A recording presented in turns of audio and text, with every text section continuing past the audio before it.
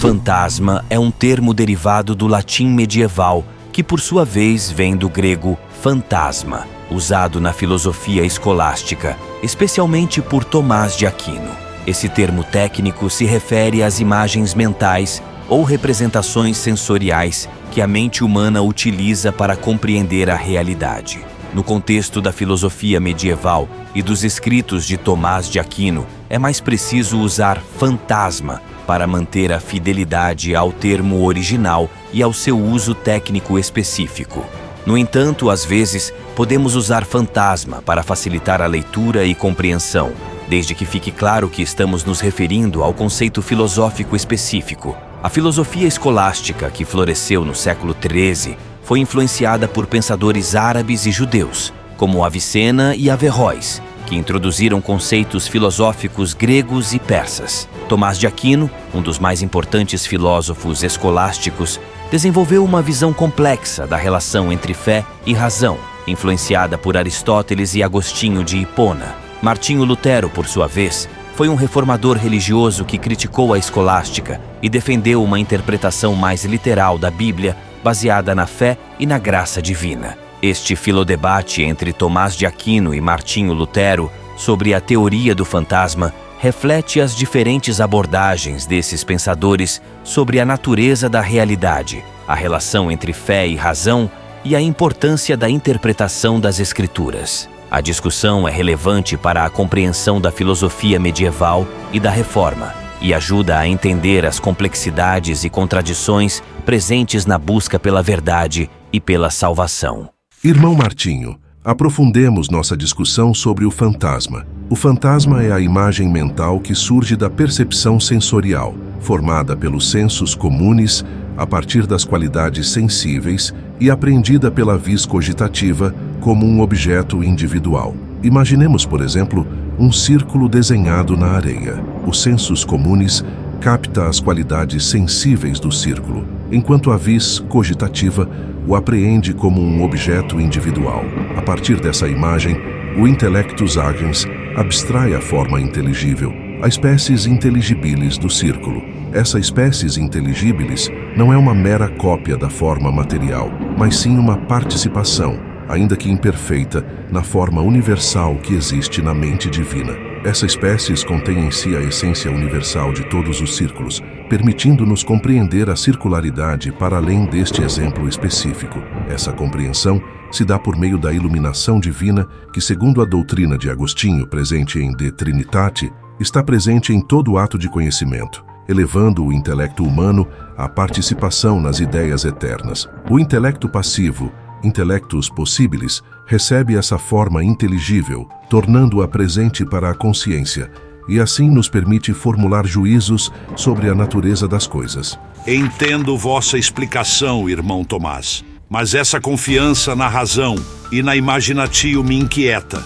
Como confiar em representações mentais, fantasmas de uma realidade corrompida, para alcançar a verdade, se a razão humana, corrompida pelo pecado original, é propensa ao erro, como defendo em De Servo Arbítrio? A Escritura nos adverte: enganoso é o coração, mais do que todas as coisas, e perverso, quem o conhecerá? Jeremias 17:9. O intelecto, sem a iluminação do Espírito Santo, é como um homem perdido em um labirinto de sombras, incapaz de encontrar a saída para a verdade. A vontade do homem, dominada pelo pecado, busca apenas a própria glória e se opõe à vontade de Deus. Assim, a vontade corrompida distorce a própria razão, impedindo-a de se voltar para a verdade revelada. Não seria mais prudente nos apegarmos à sola Escritura, a palavra de Deus revelada, como única fonte de conhecimento verdadeiro?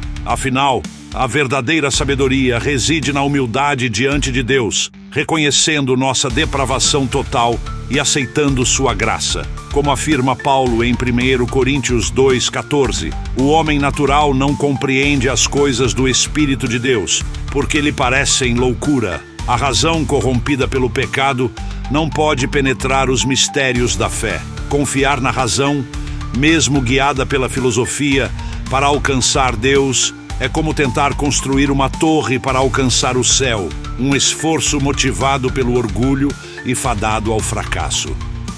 Reconheço a importância da Escritura e da fé, irmão Martinho. Contudo, a razão, mesmo enfraquecida pelo pecado, é um dom de Deus que nos permite investigar a criação. A graça não anula a razão natural, mas a cura e a eleva, tornando-a capaz de colaborar com Deus na busca pela verdade. Deus opera em nós tanto o querer quanto o realizar.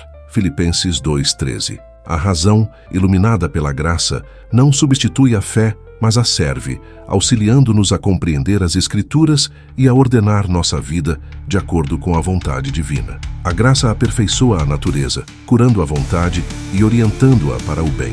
Assim, a vontade regenerada pela graça coopera com o intelecto na busca pela verdade. A imaginatio, guiada pela razão e pela palavra, nos auxilia a contemplar os mistérios da fé. Assim como um agricultor prepara o solo antes de plantar a semente, a razão, apesar de suas limitações, remove os obstáculos que impedem a semente da fé de germinar e dar frutos. A razão natural, mesmo ferida pelo pecado, ainda é capaz de discernir as verdades eternas presentes na criação. E a filosofia, enquanto ancilla theologiae, pode nos auxiliar a expressá-las e defendê-las. Mas como pode o intellectus agens, agindo sobre o fantasma, uma mera imagem de uma realidade corrompida, extrair dele a forma universal, imaterial e eterna? A doutrina da queda, central para a compreensão da condição humana, nos ensina que o pecado original afetou todo o homem, inclusive suas faculdades cognitivas. Nossa razão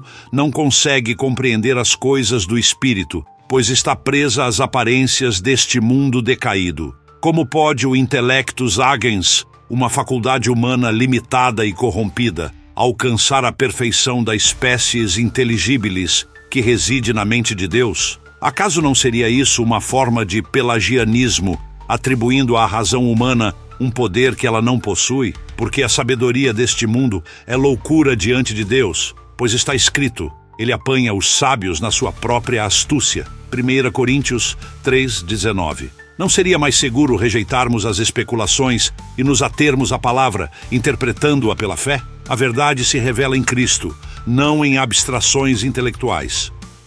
A species intelligibilis não é uma mera cópia, mas uma participação na razão eterna de Deus, fonte de toda verdade e inteligibilidade. Através da analogia entes, podemos conhecer a Deus através de suas criaturas, ainda que de forma limitada, pois todo efeito contém traços de sua causa. O intellectus agens, iluminado pela luz divina, nos permite transcender as limitações dos sentidos e alcançar um conhecimento verdadeiro, embora imperfeito, da essência das coisas. Platão, em seu Timeu, e Pseudo-Dionísio, em De Divinis Nominibus, nos ensinam que a alma humana, criada à imagem de Deus, pode participar da luz divina e contemplar as realidades espirituais. A filosofia, como auxiliar da teologia, nos ajuda a articular a nossa fé e a defendê-la contra erros. Assim como um alfaiate usa um molde para dar forma ao tecido, a filosofia nos fornece as ferramentas intelectuais para compreender a revelação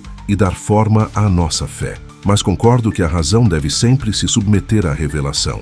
A filosofia sem fé é como um navio sem leme, à mercê das ondas da incerteza. Respondendo à vossa provocação, a abstração é sim válida para conhecer a Deus, mas dentro dos limites da analogia. Não podemos compreender Deus em sua essência, mas podemos conhecê-lo através de suas obras, que refletem sua perfeição. A analogia entis nos mostra que há uma relação real entre Deus e as criaturas, e que podemos conhecer algo sobre Deus a partir do que observamos na natureza. Contudo, esse conhecimento analógico é sempre imperfeito e depende da iluminação divina para ser verdadeiro. A graça não apenas cura a vontade, mas também ilumina o intelecto, capacitando-nos a compreender a verdade revelada. É a graça, infundida por meio dos sacramentos da Igreja, que nos dá a certeza da salvação e nos une a Cristo, que é a verdade em pessoa. João 14:6. Mas essa luz divina,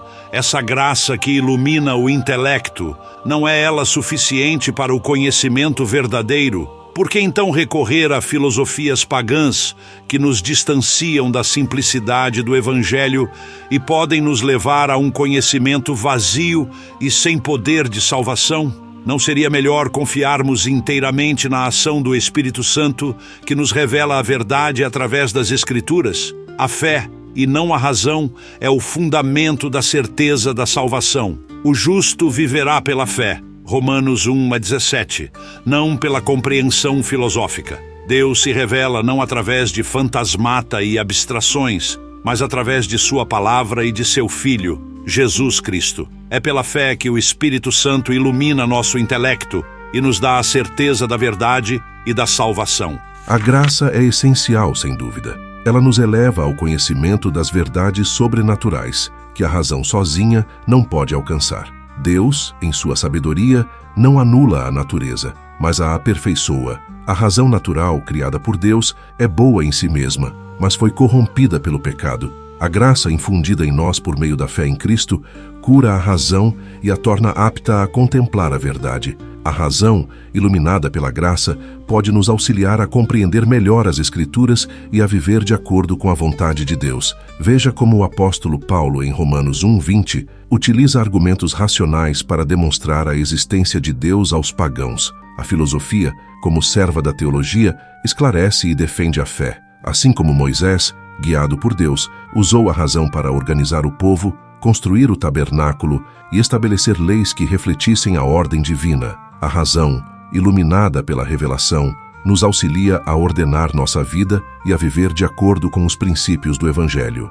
Compreendo o vosso ponto, irmão Tomás, mas discordo da vossa confiança na razão humana, mesmo iluminada pela graça. A Escritura nos adverte, mas o homem natural não compreende as coisas do Espírito de Deus, porque lhe parecem loucura, e não pode entendê-las, porque elas se discernem espiritualmente. 1 Coríntios 2:14. A fé, dom de Deus, é o único meio pelo qual podemos compreender a verdade revelada. Ela abre o coração do homem para a ação do Espírito Santo, que nos ilumina e nos guia à verdade. A razão, corrompida pelo pecado, só pode nos levar a um conhecimento imperfeito e distorcido da realidade. A ênfase na razão pode nos levar a um intelectualismo estéril, que negligencia a importância da fé e da graça. Como argumento em Da Servo-Arbítrio, a construção da Torre de Babel é um símbolo da razão humana tentando alcançar Deus sem a graça, um esforço motivado pelo orgulho e fadado ao fracasso. A verdadeira igreja, a comunhão dos santos, é invisível e se reúne em torno da palavra de Deus, não de sistemas filosóficos, e é guiada pelo Espírito Santo, não por doutores e concílios. Devemos sempre buscar a verdade com humildade, reconhecendo a primazia da palavra de Deus e a necessidade da fé. A filosofia pode ser uma ferramenta valiosa, mas deve ser usada com humildade e submissão à fé, como um aprendiz que busca aprender com seu mestre, sem tentar superá-lo. A filosofia aristotélica, por exemplo, contém verdades sobre a natureza que podem ser úteis para a teologia, mas ela não pode substituir a revelação divina nem nos levar à salvação. A Igreja, fundada por Cristo, é a coluna e o fundamento da verdade. 1 Timóteo 3,15. E tem a missão de guardar e transmitir o depósito da fé, interpretando as Escrituras com a assistência do Espírito Santo. Contudo, a razão, iluminada pela graça, também tem seu papel na interpretação da revelação, auxiliando-nos a compreender os ensinamentos de Cristo e a aplicá-los à nossa vida. Irmão Tomás, apesar de nossas divergências, concordamos que a fé em Cristo é o caminho para a salvação. Que possamos, guiados pelo Espírito Santo, buscar a verdade com humildade e discernimento, reconhecendo a primazia da palavra de Deus. Mas, respondendo à vossa pergunta anterior, a abstração me parece um instrumento limitado para conhecer a Deus. Em Da Servo-Arbítrio, expus como a teologia especulativa, com sua ênfase na razão, pode nos afastar do Deus vivo e nos levar a construir ídolos intelectuais, obscurecendo a doutrina do Deus absconditus. A razão humana busca definir e categorizar Deus, mas ele se revela na cruz, no escândalo da fé, não em sistemas filosóficos. As formas universais que extraímos do fantasma são construções humanas, não reflexos da mente divina. Além disso, como bem apontou o filósofo nominalista William de Ockham em Summa Logicae, os universais são meras palavras, flatus vocis, que não possuem uma correspondência real nas coisas. Como pode a razão finita, corrompida pelo pecado original, compreender o infinito? A fé, porém, é um dom de Deus, que nos abre para a verdade revelada em Cristo e nas Escrituras. É por meio da fé que o Espírito Santo age em nós, iluminando o nosso intelecto e nos dando a certeza da verdade e da salvação. Não precisamos de fantasmata ou de filosofia para conhecer a Deus. Precisamos apenas de um coração aberto à sua palavra.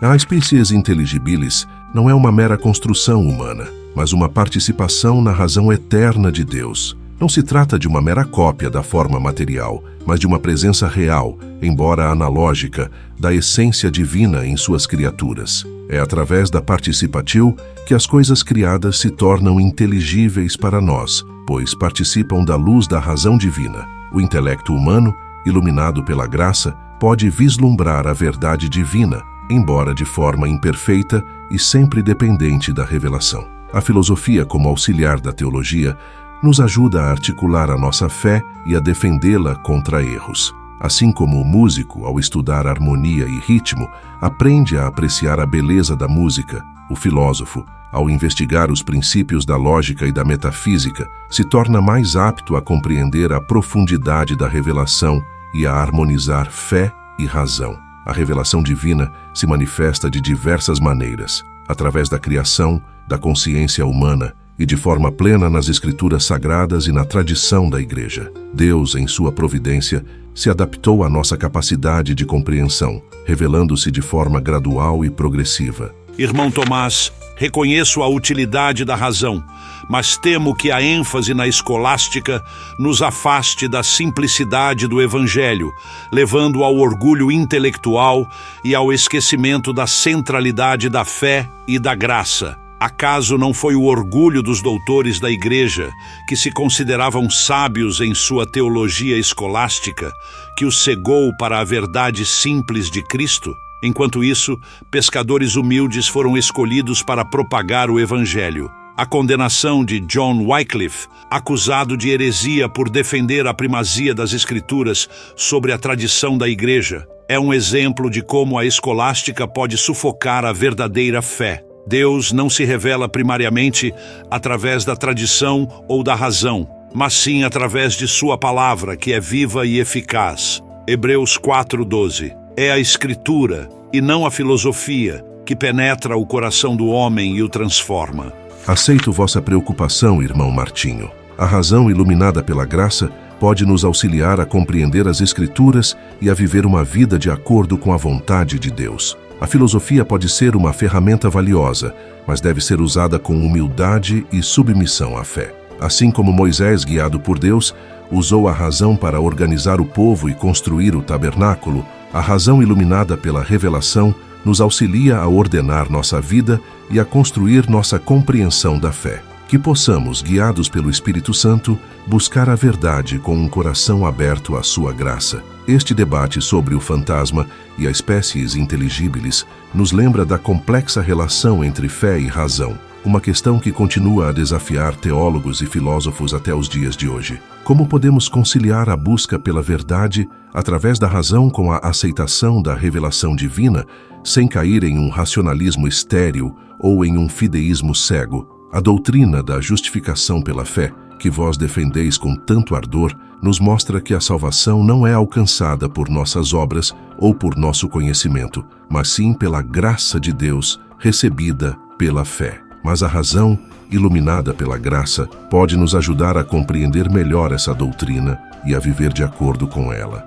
De fato, a justificação é pela fé somente. Mas essa fé não é um mero assentimento intelectual às proposições da Escritura. É uma confiança viva em Cristo, uma nova vida que brota da ação do Espírito Santo em nosso coração. A fé é o próprio conhecimento de Cristo, um conhecimento que vem da experiência pessoal do perdão e da graça, e que transcende a razão natural. A filosofia, mesmo a escolástica que se diz cristã, não pode nos dar esse conhecimento. Ela se limita a analisar conceitos e construir sistemas, mas não alcança o mistério da cruz, onde Deus se revela como Deus absconditus e, ao mesmo tempo, se entrega por nós. Concordo que a fé em Cristo é fundamental para a salvação e que a razão sozinha não pode nos salvar, mas a razão, submissa à fé e guiada pela graça, nos ajuda a entender e viver o Evangelho. A filosofia pode nos auxiliar a defender nossa fé contra heresias e a viver uma vida mais coerente com os ensinamentos de Cristo. Por exemplo, a ética de Aristóteles, embora pagã, contém princípios virtuosos que podem ser integrados à moral cristã. A revelação, presente nas Escrituras e na tradição, é a fonte da verdade, mas a razão pode nos ajudar a desvendar seus significados e aplicá-los à nossa vida. Eu sei da importância da razão na vida cristã, mas creio que a ênfase excessiva na filosofia escolástica, com suas especulações abstratas e seu afastamento da experiência viva da fé, pode nos levar ao orgulho intelectual e ao esquecimento da centralidade de Cristo e da graça divina. A verdadeira sabedoria reside na humildade diante de Deus e na confiança em Sua palavra, não em especulações filosóficas. A razão pode ser um instrumento útil, mas não deve se tornar um ídolo que nos afaste da verdadeira fonte da verdade e da salvação.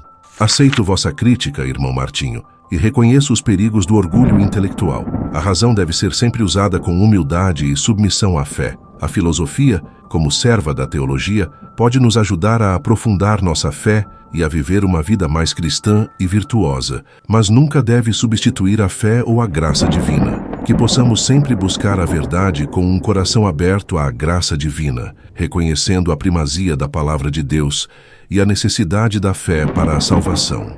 Amém, irmão Tomás. Que este debate nos tenha ajudado a compreender melhor a complexa relação entre fé e razão, e que possamos sempre buscar a Deus com humildade e sinceridade, reconhecendo que a verdadeira sabedoria se encontra em Cristo, que é o caminho, a verdade e a vida. João 14:6.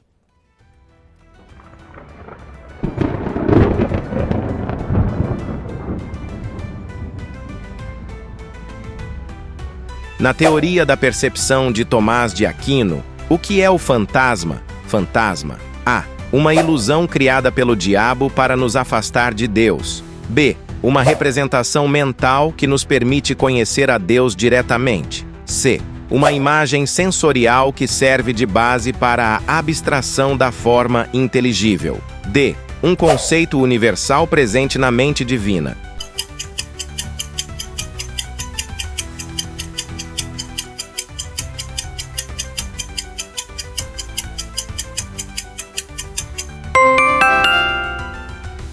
Qual a principal diferença entre a visão de Tomás de Aquino e Martinho Lutero sobre a razão humana? A. Aquino acredita que a razão é totalmente corrompida pelo pecado, enquanto Lutero acredita que ela pode ser usada para o bem. B. Aquino defende a primazia da razão sobre a fé, enquanto Lutero defende a primazia da fé sobre a razão. C. Aquino vê a razão como um instrumento para compreender a fé, enquanto Lutero a vê como um obstáculo à fé. D. Aquino acredita que a razão pode nos levar à salvação, enquanto Lutero acredita que só a fé pode nos salvar.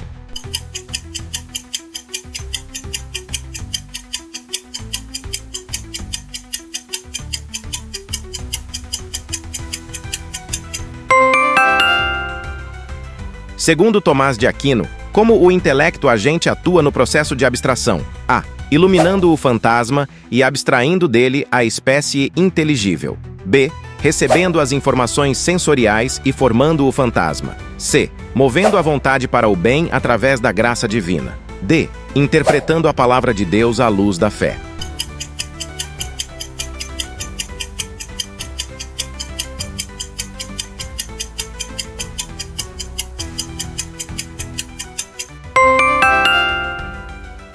Qual a visão de Martinho Lutero sobre a natureza humana após a queda? A.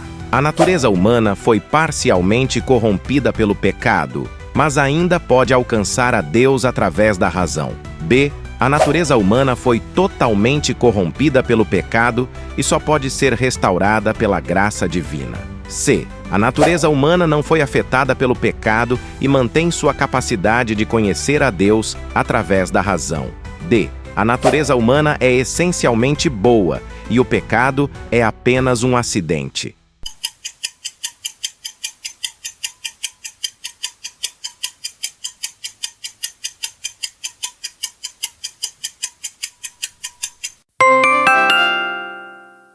Se gostou do vídeo, por favor, deixe seu like e compartilhe-o. Caso tenha sugestões ou comentários, sinta-se à vontade para compartilhá-los. Obrigado.